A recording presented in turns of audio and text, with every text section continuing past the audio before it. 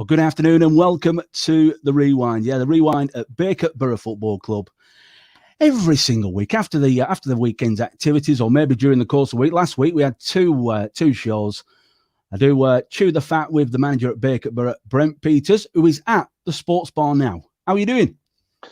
I'm all right. I'm on a bit of a whirlwind today. It's been manic this morning. What with business stuff? Your Mondays are always pretty busy anyway, aren't they? Always busy, but it's like typical Monday morning, especially if we've had anything on over the weekend in the club, and also we had a full day. Would you believe yesterday we had a full day's football on Sunday because we had kicking off at 10 o'clock in the morning. We had the I think it's the under. I'll probably get this wrong, but I'm sure it were the under 12s. That played at 10 o'clock, and as they're coming off the pitch, the under 16s took to the pitch at roughly at 11 o'clock, and then when they'd finished, the under 21s came on and played Glossop. So it's a really, really busy day, and it's not just the 10 o'clock kickoff. By the fact that they're kicking off at 10 o'clock, that means I've got to be at the ground for 9 o'clock. Yeah. And so has Deborah, and because we open we're serving refreshments and we open the hatch. So there's bacon sandwiches and coffee and tea and whatever else you want. So that's on sale. So it was a really busy day. It's not often you get them where they're all at home at the same time, but yesterday was kind of like that. So when it comes to Monday morning, I've got all that to sort out, do the bank runs and and then I've obviously got my business away from Bacup Borough to sort out as well. So it's been kind of, even though it's a 1 o'clock, I don't know whether this is a good time or a bad time for me, because I thought it might be a good time 1 o'clock for the simple reason I could have got things done, but. Would you believe I still haven't got away from the premises and got to the bank yet? Well, I won't keep you long then. I know we've got quite a few things to talk about. How did the 21? I know we were chatting yesterday afternoon, Brent, but how did the 21s get on against Glossop? They were nearly all at Park Life, so I'm not right happy about that. Why? What's been going on? Park Life, they let the coach down, didn't they? They were sending texts in at last minute. You know, some of these players are going to have to smell the coffee big time. They're playing for Bacup Borough, representing you. You know, Park Life, but blinking heck. You know, if you commit to football, you commit to football. And at the end of the day, you know, when I felt sorry for Andy Pillin yesterday, because whilst he had enough players, he just got square pegs in round holes. He you know, and they think we don't find out. These players think that the management don't find out. But listen. One thing about me, I find everything out. I know people scattered about everywhere. I mean, seriously, I could be down in London. I'll guarantee I'll bump into somebody I know. Yeah, and that's the way it is. And I find things out. And you know, they were coming out with cock and bull stories about why they weren't available. But when it comes out, they were down at Park Life, weren't they?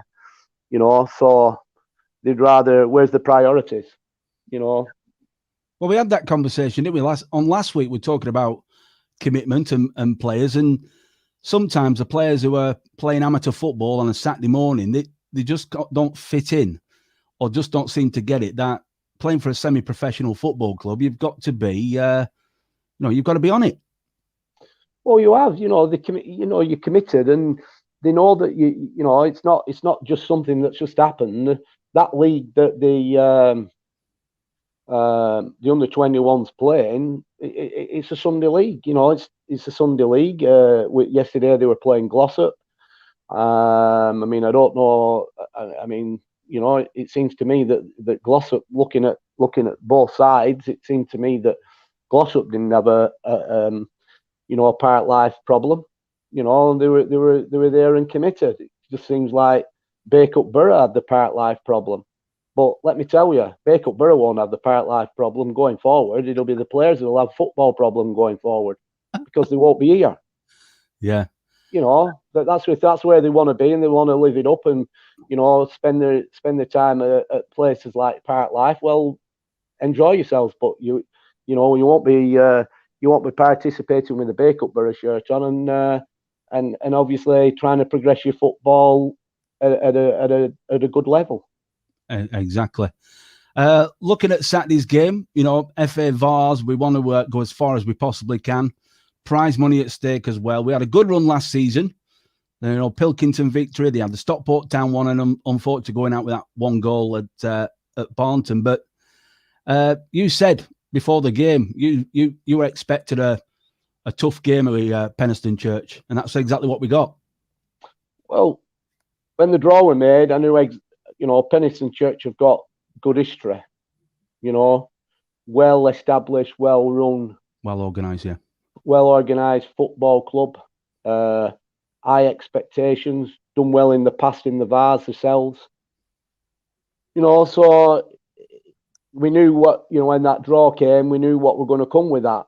And then, would you believe, it was announced late, I think it was late Wednesday, was it? That the manager had opted to move on and go to pastures new. I think he got offered the job at Stockport. Yeah, it was former, Jamie Vardy's old club, isn't it? Stockport Park Steels. Yes, yeah. So he took that job, which then, when I found out, and I actually found out off our good friend who's the president at Penistone, Keith Hackett, and my first reaction were, oh no. Yeah. Because that straight away becomes a banana skin. You know as well as I know, when a team lose the manager and they've appointed a new manager, as it happens, they've stepped up a well-established, well-known player. Yeah, Brett Lovell. Brett Lovell, yeah. But when these things happen, you know full well it can be a banana skin, because it can go really against you. It can go either way, because straight away, even though they haven't been having the rub of the green and they haven't had the results in the league programme, it all changes when there's a new manager comes in, because where the manager probably didn't fancy one or two players that were there, you know, it's a clean sheet of paper when he's gone and a new manager comes in, and they think, oh well, you know, there's a good chance for me now. And so on the face of it, when we were going into the game, you know, before the managerial departure, I honestly felt it'd be a really tough tie for us. But when the managerial departure came in, I felt, well, blimey, it's a double whammy. It's a double-edged sword. It can go either way. And you know, in all, I can't comment how Penistone were before the appointment of the new manager, but listening to the manager's comments after the game, post-match, and listening to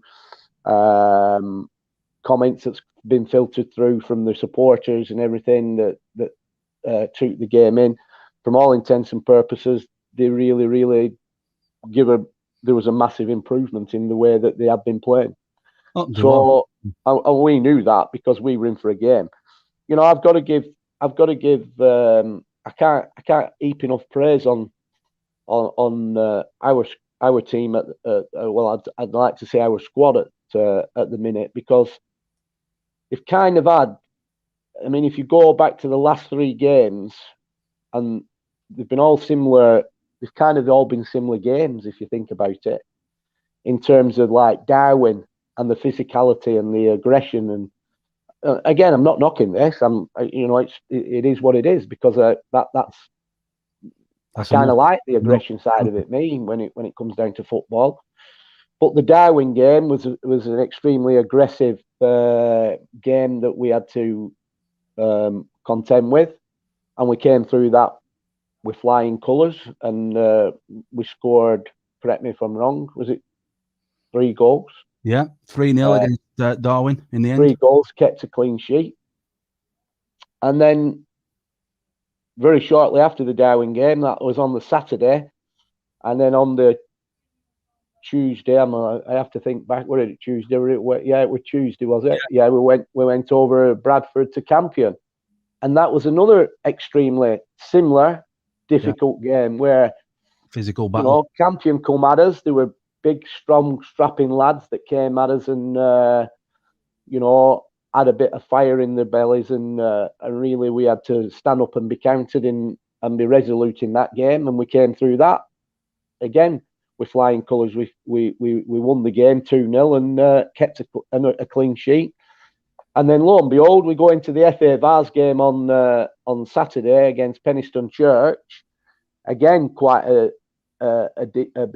biggish side, talented side, but physical in the presence. And what I mean by physical, I don't mean physical as in dirty. I mean physical as in the work, the absolutely, the manager were right what he said. He were proud of his lads, and in all fairness, he a new manager. It's his first game. While they're disappointed in going out of the FA Vase, which we'd all, if I were in the same position, I'd be disappointed. But listen, probably he said the same to his lads, like we say to our lads, is that it's not when you lose, it's the manner in which you lose. If you've given it a good go and the opposition of slightly better than you or better than you on the day, you've got to sometimes hold your hand up.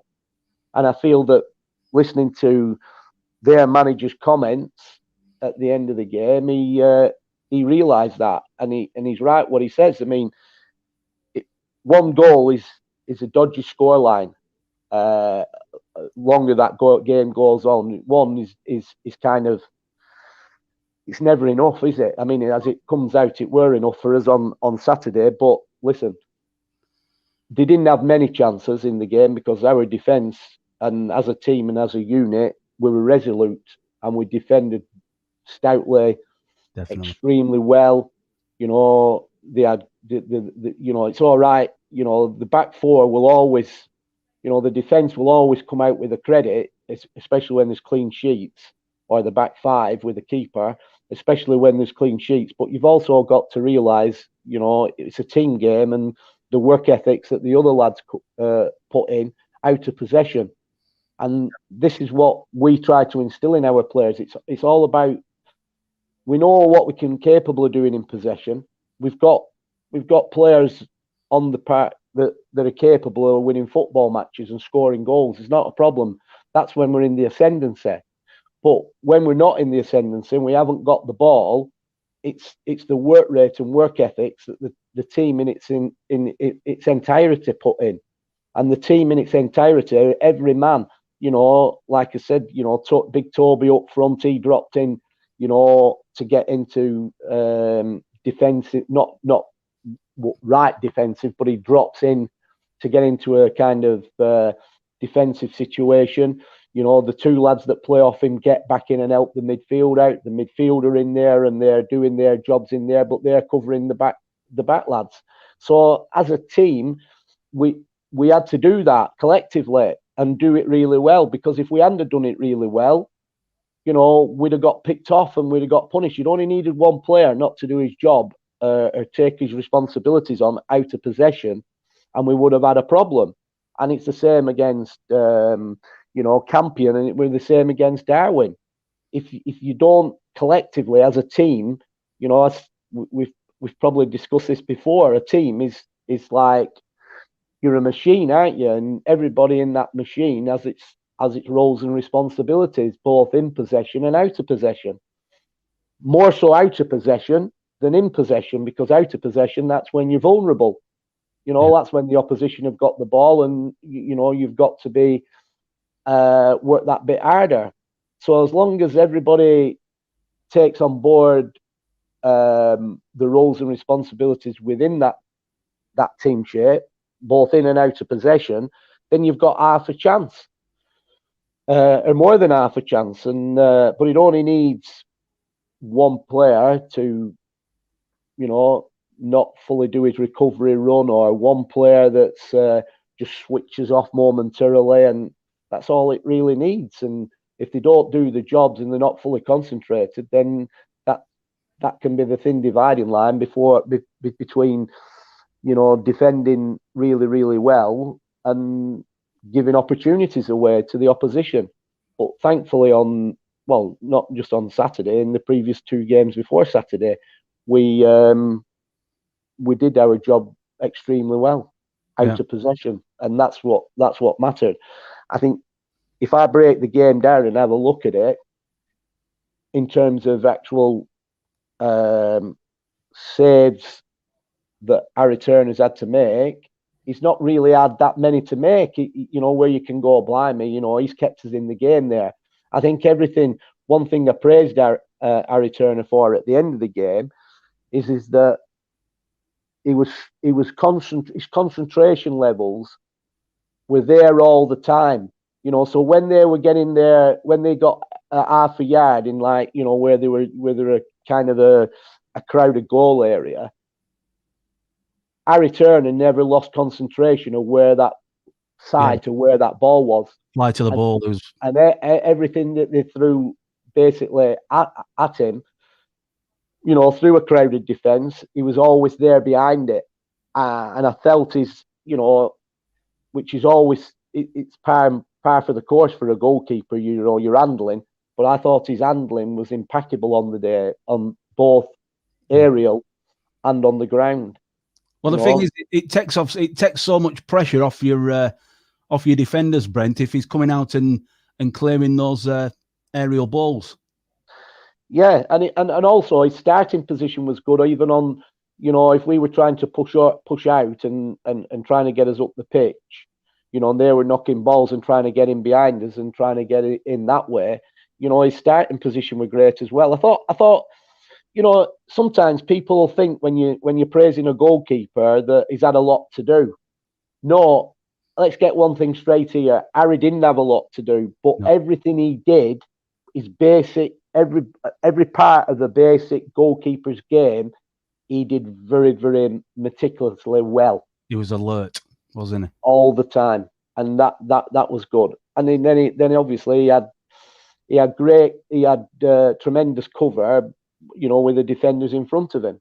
You know, again, you know, Josh Walton, Gareth Wager, Joy Fallon, and Ryan Siddall, they've done brilliant. I mean, they were one just before half time.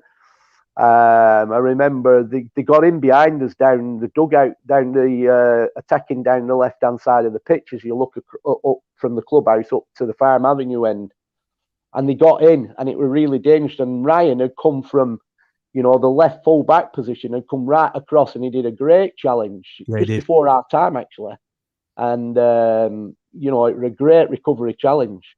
I didn't actually say anything to him at full time about that, but you know, I'm looking at my notes here. Well, I've got them in front of me, what I wrote down on Saturday, and it was an excellent, you know, really great, good, but that's alert, that's interception. Yeah, I was just going to say that's kind of Ryan with having that positional awareness and coming in behind, you know, sweeping up at the back, because I remember it because he got the challenge in. And I think the Penistone guy followed through on him a little bit, but it was a brilliant, timely tackle in the end. It were good. And that were a dangerous position, that, because if he doesn't win that, they're right in then onto, you know, I'm not saying it would have been a goal, but there would have been every chance there could have been. Yeah, definitely. You know, there still have had to be. But going back to the chance, they had very, very few. You know, that's again credit to, like we said, credit to the way they played. However, one is not enough. And going into the final members of that game, I remember one clear cut. They've got to be disappointed with this one, because there was one clear cut. Yes. You know, really good chance. There was two lads. It was a beautiful queued up at the back post, and it was a free header. If they'd have connected, it was in. Yeah, it was. And that was probably the best chance of the game. Yeah, it was their fullback Charlesworth put the ball in, and I think it was Luke, their number 9, Luke Stewart, and he had a clear header at the back post, and boy, did he get some ribbing afterwards. Well, honestly, to be honest, he deserves to get some ribbing, because that would have took it to penalties. Yeah, that was a gift. And that was it. that was conscious on my mind that you lose track. It was such a good game. It were a good game. And it was such a good game that it was going, and you kind of look. I kind of lost track of time a little bit, even in the second half. And I'm thinking to myself, there was one part of the game where I thought, Michael Gervin were kind of running on empty. Yes. And I'd turned round to the bench and I'd spoken to Callum Burton and I'd said, look, you need to get yourself warmed up. I'm going to switch you for Michael. Yeah. Just have a look at his set pieces. And then I realised he's a penalty taker. Oh, right, yeah. So you know what I mean? So I didn't think of that one, yeah. Yeah, and because it were only 1-0, I'm thinking, this ties in the balance. It could very, very easily go to penalties. So I kept him on for that. I kept him on. He stayed on the pitch, but he was coming off. I was bringing him off, and then I suddenly realised, hang on. We could do with another goal really before I bring him off, because he's on penalties, and lo and behold, had that connection at that far post had gone in, it would have gone to penalties. It would have done. I know we don't want to talk about him too much. We don't want to give too much away, but Wonder Kid, as we've named him, Lewis Byrne, another good performance from him. Yeah, he's got a lot. Lewis has got a lot to learn, and he kind of. I think we spoke about it in the last game. He's out of the game sometimes. He does drift out the game, and you've got to keep his mind alive, because he kind of you'll see him sometimes. He'll have done something, and then he's got his head down, thinking, he's like pondering, and you can see his mind ticking over, and he's pondering. If I'd have done this better or that better, and yeah, you've just got to keep shouting at him sometimes just to keep him alive. Just Lewis, concentrate, keep concentrating. And he kind of, sometimes he'll drift out, but when he comes back in after he's drifted out, he's something else. I mean, the goal he scored, he had we've got to talk about this. I mean, we're defending in our half. Well, before this is what I mean, Steve, about when we said that out of possession, everybody's work rate's got to be on it. So if you think how deep we were out of possession, we were well into our half. And, I'll let you tell, because obviously you're up there in commentary. You tell the viewers we're in our own half. And I kind of saw that, I think it was Toby that got on it. And Toby got on the ball and he played it into a clever ball to Kyle Siddall. And then equally, a clever touch from Kyle kind of released. He lost his man, and then he released very, very quickly, released Lewis. And Lewis has then got half the length of the pitch, but he's got half of the length of the pitch to go at. So he's a lot to do, and he's being shackled by, a couple of defenders, and he's not the, as we know, when you look at him, he's not got much, he needs a few more steaks, just build him up a bit. A couple of pints of Guinness. You know what? When he smelt the goal, he certainly fought the defenders off that were shackling him down. He fought them off, and he got through, and he finished clinically. It was fantastic. It was a great goal, but not only was it a great goal, great finish. And he had a lot to do, and we'll give him credit for that. Absolutely, worthy of winning any, FA Vase competition. But you've got to think about, how we executed that and got the ball to him, with Toby and Kyle Siddall, and think about where we were on the pitch to get that ball to him. Exactly. This is what I mean. Honest performances by lads that, you'll get some players. I'm a striker. I need to be up here. I don't want to do that dirty work. Well, hang on. You've got to do that's modern day football, and it's all about numbers, because who picks these people up? The easiest way that I say to my players is like, listen, if you're a striker, who marks you? They answer the question, defender. So if the defender starts to attack or join in play and goes forward, who defends him? Well, thanks to you're going to pass it on to a midfield player. It's not a midfield player's job, because it's your job. Because at the end of the day, he marks you till you mark him. That's how it's got to be. Just basic. And that's what we've done. I was just going to say, Brent, Thanks to our friends at Penistone Church, this is how it was scored.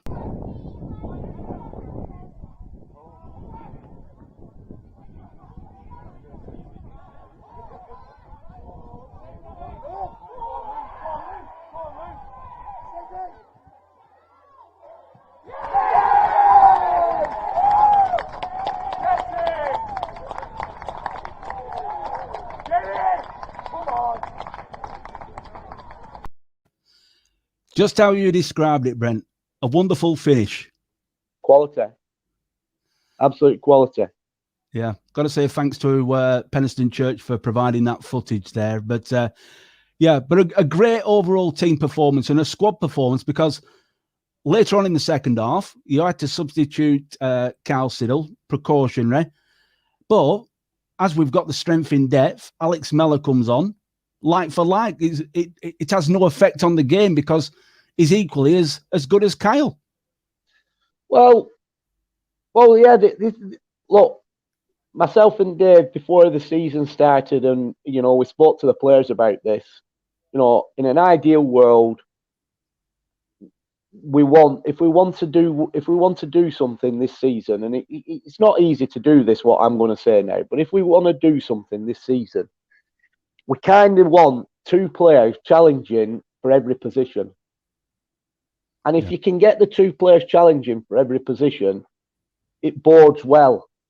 And it's like I touched on a few shows ago that, and I said this to the players, it's no detriment if you get substituted, like we'll just talk Kyle and Alex here. So if you take, I mean, as it happens on Saturday, Kyle got he took a bad knock. But if you substitute Kyle and bring on Alex Mellor, there's no difference. You've got light for light, really. Two good, honest, talented lads. Equally, if Alex Mellor's starting and you bring Kyle Siddall off the bench and you take Alex off, same principle. You've got two good, honest, talented lads. And if we look up, go to the situation at, other parts of the pitch, we go to the left, the left back position. Yeah. Brad Hancock's got a chest infection. He's struggling a little bit at the minute. Even though he were on the bench on Saturday, he's doing the warm up and he's got an inhaler there that the doctors prescribed to him, and the lad is really struggling. But Ryan Siddall has, admirably stepped in his place and done really, really well. So it means that we're kind of in a way not missing Brad. No. And that's good because it gives Brad a bit of time. We can afford Brad the time to recover from his chest infection. Equally, you look at the centre back position. At start it was Ross Mallinson with Joey Fallon. Ross is having a problem. I mean, okay, again, he was on the bench on Saturday, but there's a reason why I named him on the bench and I spoke to him. I had no intention.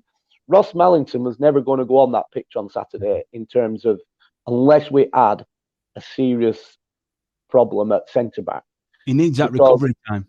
The reason why I pulled him in onto the bench was because Daniel Warren had to pull out of the squad because he had to work, which was unfortunate, right? So that meant, in reality, we had no cover as a natural centre back. So having sport, we know that, if it come to lads A and we needed to put Ross on, we know that Ross wouldn't have let us down. He would have gone in there, and even though he has got a problem at the back of his knee, but he would have got through the game as he got through the last game. But there comes a time where, and we've been guided by the physios and the information that we are getting, he needs to be taken out because games are coming thick and fast, and he needs to, for it to fully heal and recover his problem, he needs to be rested, but also rested and be having treatment, and that's what is happening with Ross. But because we know cover, if there would have been an emergency on Saturday at centre back, by having him on the bench, he would have been that cover, and we wouldn't have hesitated to put him on. But he was never going to go on unless there was a major issue. But what I'm trying to say is that Ross at the start, just up to recently, was doing really, really well with Joey. But Ross has now taken the back seat because of this problem that he's got, which is afforded us to give the chance, not a chance, but obviously bring in the experience of Gareth Wager. Yeah. So it stood us in good stead because Gareth Wager dropped in. And if there was an issue with Gareth Wager or Joy while Ross is not available, then we would have Daniel Warren to drop in. So, all good players. And if we're going to try and do something, you need that. And in the past year, with myself, we've never had that. We've never had that luxury like we've got now. You've basically had a nucleus of a good, strong, probably 11, 12 players. But then from that, after, you haven't had that luxury of the backup that we've got now, all over the pitch in the main, all over the pitch. We've got good lads all over the pitch that can come in, like Michael Gervin. As we say, we know full well that Callum Burton would go in there and slot in there, and obviously just pick the baton up and run with it. So there's good lads that's challenging equally if there's a problem with Aidan Housey. I mean, don't forget, Aidan Housey were holding his place up to the Borough game, and then he ends up with a suspension. So we had to take Aidan Housey off because he gets a suspension, and he wasn't in for a couple of games after that. But then his replacement has gone in there, and which happened to be Callum Burton. He's gone in there and he's done quite well. So it bodes well because we've got that competition, and it, and it's healthy. Competition is healthy, but equally we've got a good set of bunch. The changing room is everybody's getting on. There's a lot of love in that changing room for each other. They've got their own group chat that they have the banter with on the group chat and everything. So it's not like you've got a player in there that really doesn't like the other player that's challenging for his position. No, there's you could have a situation in training where he might try and top him because he don't like him anyway, and we ain't got that. We've got everybody is supporting each other, and they realise, and I think that is kind of down to me, Dave, and Jimmy Petruzzi in terms of getting in the Reds, where we've got in the Reds and said, look, for success, you've got to have this competition, and you've got to accept it because, if somebody gets on, it's like I said to Ross, Gareth Wager probably won't like me saying this, but I will say it because I'm going to say it. I said to Ross is like worrying now. Well, Gareth's playing so well. How am I going to get my place back? But listen, it's funny because things happen in football. And Gareth is, because of his nature of his game, what he does, he's always on the edge. So when you're on the edge, what referees are like. Yeah. So luckily, I mean, he didn't get booked. He's had another 2 games since, so now he's actually okay on his record of bookings. But if you think about it, in his very first game in the team as a starter, he got booked. Yeah, he's never. So 1 in 1, he's got booked, and I would say, Gareth is one of them that could easily pick bookings up. So he only needs 5 bookings, and I mean, it's like we've got Bradley Hancock. I think he's sitting on 3 bookings at the minute. Yeah. So players have got to look at that and think 3 bookings. I'm only 2 bookings away, and I go out the team. So it opens the door for somebody else. So there's a lot of thinking. These lads have got to understand this, and this is why if we, no club, no team will win competitions, whether it be a cup or be challenging, get to a cup final or semi-final, or be challenging for the league, off the same 11 players week in, week out. It just won't happen. No. It's all about team management and player management. I'm going to say, Brent, the beauty is it's on and off the pitch. Everyone seems to be enjoying life at Bacup Borough. The players with the supporters after the game, having a drink, and just seem to be enjoying this season so far. Well, yeah, and I think that, yeah, they are. And again, I've got to be careful on terms of, whilst I'm always looking to kind of improve the squad, we've also got to be mindful of, we don't want to be bringing people in that's going to upset what we've got. Yeah. Because if you don't do your due diligence and you get the wrong person in who can be a bad apple, yeah, it can unsteady the ship. It can ruin everything what we've got at the minute. And I've said it before, and I'll say it again, and I'll keep saying it. We've got a good nucleus, good, honest bunch of players here that want to learn. They want to take things on board. They ask questions. They, we to a point, we allow them to run the changing room and organise things themselves. And it's good, and and they understand. It's like on Wednesday night this week, because we've got no midweek game, it's allowed me the opportunity of putting possibly, there's 5 players going to play in our under 23 fixture here on Wednesday night at Bacup. Excellent. And the 3 players out of the squad and the good players that I've been in the team already this season. They're excellent. It's just giving them the game time. I mean, we just spoke about Brad Hancock. With a chest infection, so he needs to get some, because he's an honest lad, and straight away, again on Saturday, he kind of told me he was struggling when he's breathing. So at some point, we've got to give him some minutes before he comes into the first team or comes into the reckoning for the first team. He's got to get some minutes in. So he'll get some minutes in on Wednesday, and we'll see how it goes with him, and see if he, if there's kind of an improvement with his chest in that game, and then you've got like Danny Warren, who weren't available, had to drop out of the squad on Saturday, which is always a dangerous thing to let happen. When you lose your place in the squad, but circumstances have dictated he had to work. That's what pays his mortgage, or puts the food on the table. But he will get game time on Wednesday, which keeps them ticking over. And luckily they do come under the age bracket. A couple of them don't, but you can play a couple of overage players. But they do, majority do come under the age bracket. Alex Mellor, he'll be involved on Wednesday because we need to keep him sharp and keep him on it. Alex Lube probably as well.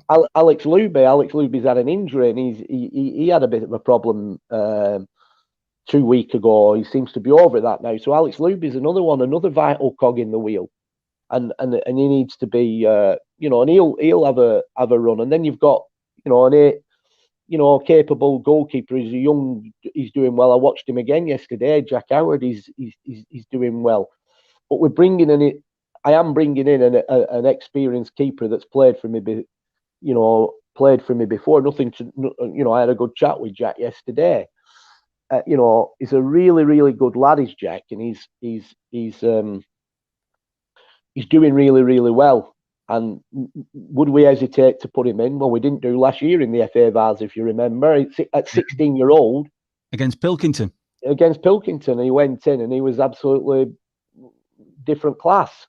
Yeah, we went on to win the game after our keeper had been sent off. He was on the bench on Saturday in the FA Vase, and he'll probably continue to be on the bench with us because we think highly of him. Yeah. But at the minute, in terms of the goalkeeping position, we've only really got Harry and we've only got Jack Howard. Jack's having to cover. He's having to play because he covers. He comes into the age group bracket. He's participating for the 21s, he's participating for the 23s, and he's on cover for the first team. Well, that's not healthy. It's not healthy from our point of view, and it's not healthy from his point of view. So we've got to get, we've got to get somebody else in, which I'm pleased to say, we've signed Josh. We signed Josh Harris, who will continue because he's got a bit of loyalty. Josh, as you know, just for those who don't know, Josh is an experienced goalkeeper, and he's played for me, for quite a few seasons, not quite a few seasons, but he played for me, probably 3 seasons. I think he played for me. I played under me, and he was in our team that got to the playoff. The playoff final when we got beat after extra time with the odd goal with Barrington. He was in that team, but he were playing with an injury, and he played in one game. I think it happened down at Abbey Alton, and he took a bad injury, and it was a bad injury, and it's kept him out, and he struggled ever since, trying to regain his fitness. So he's been out, but he's one thing that I'll say about Josh is that, which some players don't do, they've got an injury and they don't do anything about it. They don't try and get, they just basically would rather hang their boots up and concentrate on the work rather than try and get themselves sorted out. But Josh is just the opposite. He's kind of spent quite a bit of money on with the best people trying to get his self sorted out, because it's all to do with his. Listen, I'm not an expert, but it was all to do with his spine and something, which is important for a goalkeeper. Well, it's so important for everybody, but especially a goalkeeper. Yeah. And so he's worked hard to sort himself out, and equally he's been, I think at Atherton, it's Atherton Town. He's been playing. So on his recovery, he's played for Atherton Town on a Saturday, and he's been playing for them. So I had a chat with him and said, listen, he doesn't know how he's going to be playing 2 games a week because he is just coming back. So I said, listen, I'd like to bring you in here at Bacup. It won't affect, because he has a sense of loyalty to Atherton Town.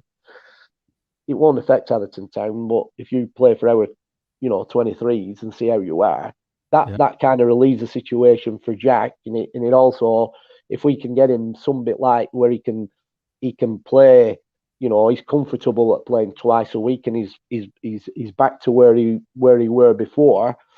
That'll be good competition for Harry, because definitely Josh is a very experienced keeper for this level of football. So and he's the right person to bring into our dressing room as well, because I know he'll fit in with a group. Gareth Wages played in front of him before anyway. Michael Gervin's played in front of him before. So, but the rest of the lads, I just know that he's the right kind of person to come into our changing room, and nothing will change. Whereas you've got to be very careful with some of the players that you sign, like I said, because they could upset the apple cart. It only needs one bad apple, and then you've got a problem. But I'm like a blinking what do they call it? I'll say a house rat. I can sniff it out, me, and they won't last 2 minutes. No, I can tell. I can smell the bad apples. Briefly just want to chat about Daisy Hill. Next game, that's away next Saturday. Another 3 points, hopefully. But as always, there's no easy games in the Northwest Counties. Listen, let's get one thing straight. Daisy Hill, back in the day, used to be everybody's guarantee of 3 points. Right? That's not been the case the last few seasons. Right? I go back along. I mean, look, I've got absolute utmost respect for Bob Naylor and the people down at Daisy Hill. It's a club that's steeped in. It's been there a long time. It's like Bacup Borough. We go back, like founder members, Bacup Borough and Daisy Hill of the Northwest Counties League. So and it's a really good little club is Daisy Hill. They're good people. They try the best. They've got limited resources. You know, they've not got and I don't mean this the wrong way. I mean it in the right way. You know, I mean we are all right. We've got a function and we can put functions on and earn money in the way that we have private parties at the club. But Daisy don't have that situation. They have got a little clubhouse that's, you know, only for match days and stuff like that, but they don't have it. So the finances have always been tight at Daisy Hill, and probably no doubt, having just come through a COVID situation, they will be still tight. But you know what? Just like here at Bacup, you know, Bob Naylor, you know, and his committee there, they're doing a fantastic job. I mean, Bob Naylor got an award last year. I can't remember just what it were, but it was something, you know, it was obviously the work that he'd done for Daisy Hill and his loyalty to the club. Michael Gervin's a former player of Daisy Hill. You know, they speak, you know, I mean, they'd have Michael back tomorrow. I mean, I know they were after him at the start of this season. You know, so they're a good club. The disappointing thing for them in the past is they haven't had the resources. So you know what it's like. You know, if somebody offers a player £10 more than they were getting there, they go. I mean, when Michael first joined us from Daisy Hill, although they were wild off the mark, there were certain people, not Bob Naylor or anybody like that, but I think it was a former player or anything, tried to turn around and say we were paying him like absolute fortunes and things. It's just a load of rubbish. You know, I don't know where some of these people make these, you know, these stories up, but that was the story. That's why he left, you know, kind of left Daisy Hill, because he went chasing money. Absolute rubbish. But like I said, the last few years, Daisy Hill have, whether they've got a good benefactor or whatever, because I remember just before COVID kicked in, they had an excellent run in the FA Vase, and they did a prolific striker who were a sought after striker. I think it was Ashley Stott. I think that was his name. Yeah, he was a sought after striker, and they had him, and it was probably a lot of his goals that pushed him up the table, and not only pushed him up the table, but give him a good cup run. And they were really, really doing well. But you know, again, you know, it's none of my business. Again, you know, once they lost him, when they lost him, the wheels came off a little bit. And this is what happens. It happens. It's a shame, really. It happens. But it seems to me now that they've got a good young side. They've got some good young players, a bit like ourselves. You know, they've got good, hungry young players. I know they had a setback on Saturday against Nelson, but I'll tell you now, it's never easy to go to Daisy Hill. Never ever have I've been going to Daisy Hill a long, long time, and it's not easy. Never easy. And the days where you used to think that it were a guaranteed 3 points to get 3 points at Daisy Hill, rubbish. I'll tell you now, that is far gone. Excellent. To get anything out of Daisy Hill at Daisy Hill, I'm telling you, you will have to be on top of your game. Anything. So Nelson last Saturday, getting something at Daisy Hill, they've done remark for me. I've not seen the game, don't know what's happened. I saw a bit of the interview from the manager at Nelson, and for me, you know, they will have fully deserved that victory, because you don't get anything like, you know, you've got to be on top of your game to get anything at Daisy Hill, and us going there on Saturday will be no different. So anybody thinking that that'll be 3, when you look down at a league table and you go, oh, Daisy Hill will get 3 points there. Listen, nah, it won't. Don't work like that. And they're a young side at the minute, and a good young side at that. They've had a good start to the season. I think they had a decent pre-season. So it will be a good contest between two young sides. Brilliant. Pleasure as always, Brent.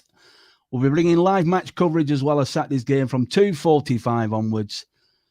I'll see you later, mate. See you, pal. Bye. All the best.